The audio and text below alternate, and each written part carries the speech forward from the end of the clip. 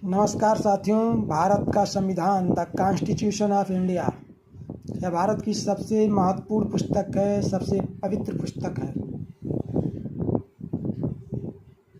Doctor B R. Ambedkar को भारतीय संविधान का जनक कहा जाता है, क्योंकि भारतीय संविधान के निर्माण के दौरान जो सबसे महत्वपूर्ण समिति थी, प्रारूप समिति, ड्राफ्टिंग कमेटी, उसकी अध्यक्षता डॉक्टर बी.आर. अम्बेडकर ने की थी।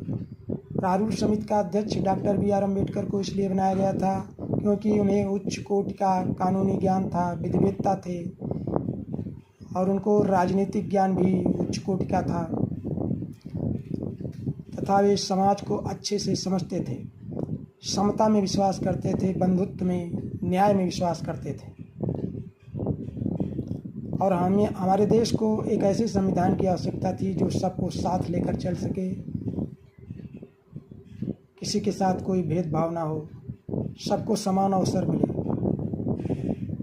क्योंकि डॉक्टर अम्बेडकर कई विषयों के ज्ञाता थे, उन्हें सामाजिक और राजनीतिक समझ थी, इसलिए उनको प्रारूप समिति का अध्यक्ष बनाया गया और इस कार्य का निर्वहन, इस जिम्मेदारी का निर्वहन डॉक्टर अम्बेडकर ने बखूबी किया। इसलिए आज हमारे संविधान में समता, बंधुत्व, न्याय जैसे शब्द हैं। प्रारूप समिति का मुख्य कार्य संविधान का मसौदा तैयार करना था। डॉक्टर अम्बेडकर प्रारूप समिति के साथ साथ अन्य महत्वपूर्ण समितियों के सदस्य भी थे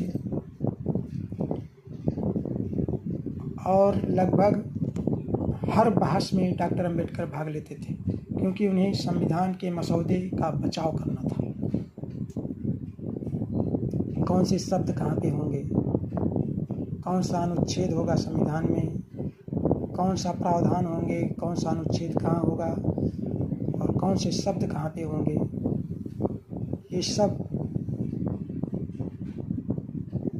डिसाइड करते थे डॉक्टर अम्बेडकर, कानून के अच्छे जानकार होने के कारण। और इन्होंने एक ऐसा संविधान लिखा है जो सबको साथ लेकर चलने में सक्षम है। एक मजबूत राष्ट्र बनाने के लिए जो कुछ होना चाहिए वह सब हमारे संविधान में है।